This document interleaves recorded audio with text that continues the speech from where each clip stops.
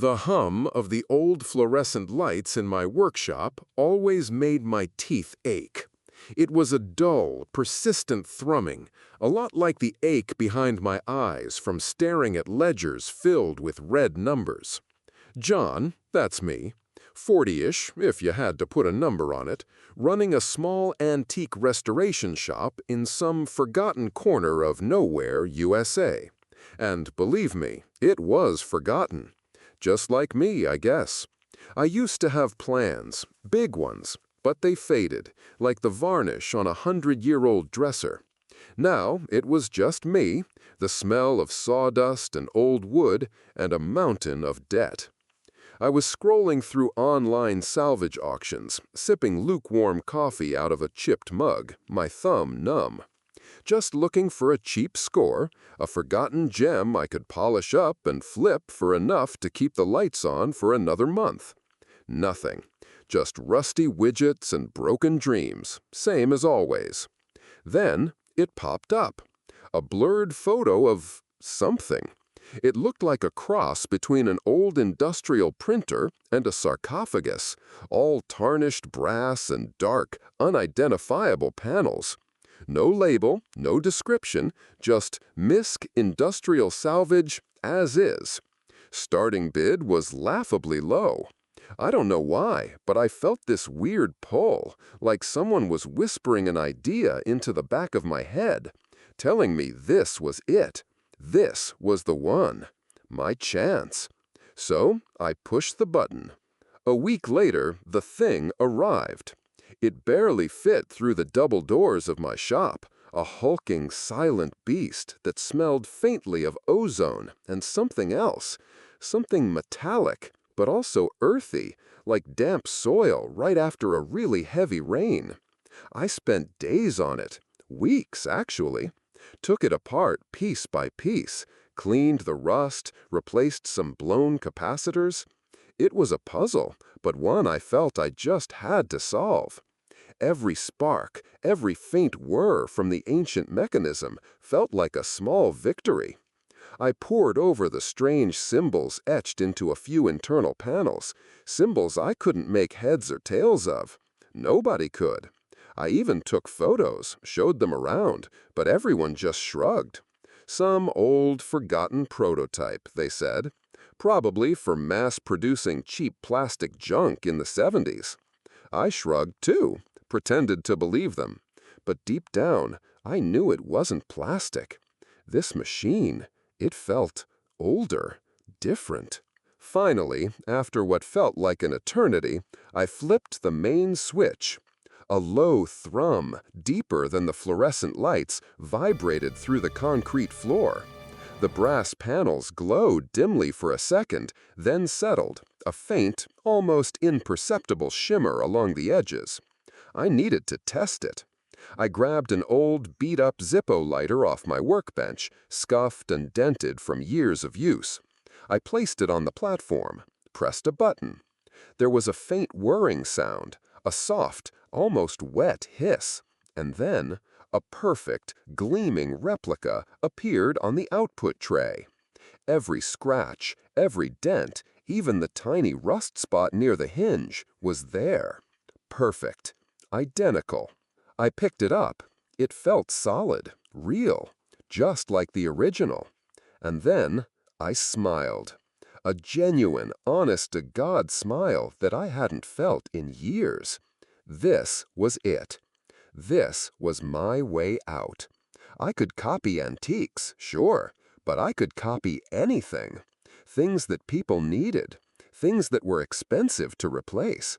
It was the answer to all those red numbers, all those sleepless nights. It was hope. The first few weeks were good, really good, actually.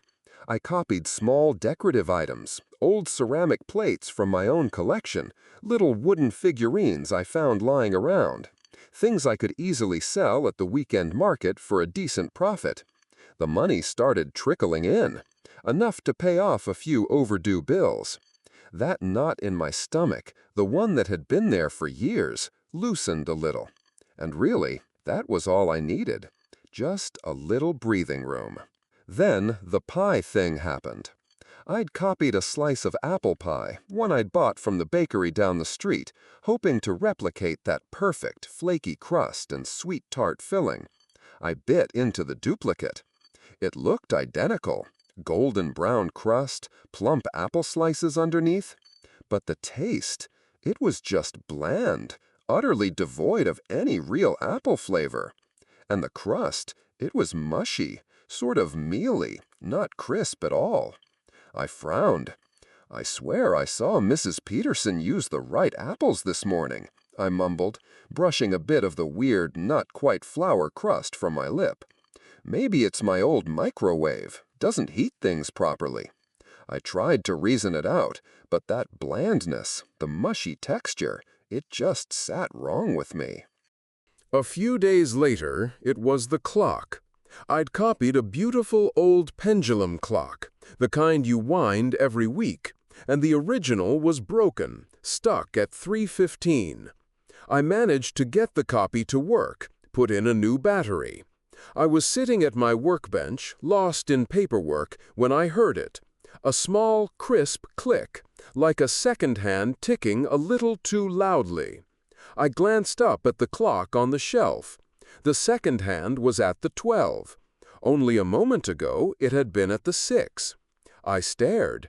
It stayed perfectly still. Must have imagined it, I sighed, rubbing my temples. Too many late nights, probably. I went back to my invoices. A few seconds later, another click. Lighter this time, almost a whisper. I snapped my head up. The second hand was still at 12. My blood ran a little cold. Nothing too big, not really. Just an old clock, with some old motor in it, probably. But the feeling persisted. It wasn't fading, it was growing. I dragged myself home that night, bone-tired, the smell of ozone still clinging to my clothes. I practically collapsed onto my favorite armchair, the one I'd copied last week. It was a comfortable old thing, worn velvet with a wide back. As I sank into it, I felt this strange indentation in the cushion, right where my lower back would be, like someone had just stood up from it. Must have not sat down right, I mumbled to myself, shifting. But the indentation was still there. And then I felt it, a light pressure against my spine, a sort of warm, sticky feeling without any real heat. I shot upright. That wasn't me. That feeling wasn't mine. I looked at the armchair, stared at the indentation. I pressed my hand down into the old fabric. It felt wrong, a little damp, and the faint stickiness was still there. "No," I whispered. "No, it's nothing. Just a new chair, different fabric. That's all it is." I tried to convince myself. My heart was thumping a little too hard. Then came the photo. My grandmother's picture, the one from her old kitchen, taken years ago. The original was faded, cracked. The copy I made was beautiful, all the colors vibrant, the faces sharp. I had it hanging on the wall in my living room. I was looking at it one evening, completely zoning out, when I noticed something. In the corner, behind my grandmother, there was a wall clock. I never remembered a clock being there, not in her kitchen. And this clock, it wasn't just there. The numbers on its face were all reversed, a mirror image, and the hands were frozen at 11 o'clock. I walked backward, then forward, staring. No clock there, ever. My grandmother would have said something. She was particular about her kitchen. I started pacing. I knew what this meant, didn't I? This thing, this copy, it had altered the photo.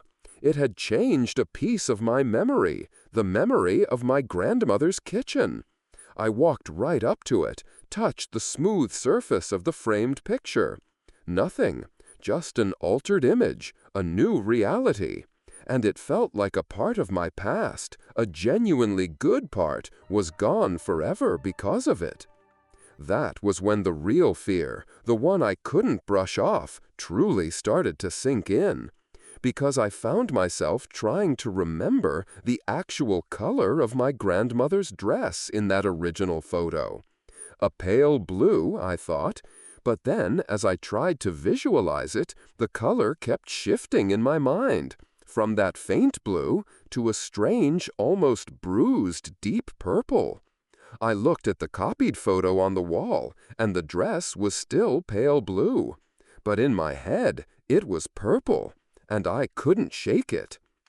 I tried to tell myself I was tired, overworked, seeing things, that the machine was just old, faulty. But the bills were piling up again, that brief reprieve gone. I needed a big score, something that would stabilize this whole fragile mess. So I decided I would copy a really valuable item, a full antique living room set that a potential affluent client had expressed interest in. I needed to prove this machine, prove it to myself, that it was my lifeline, not whatever these strange imperfections were. I placed the original set into the machine, took a deep breath, and initiated the copying process. I watched, mesmerized, as the shimmery light encased the furniture.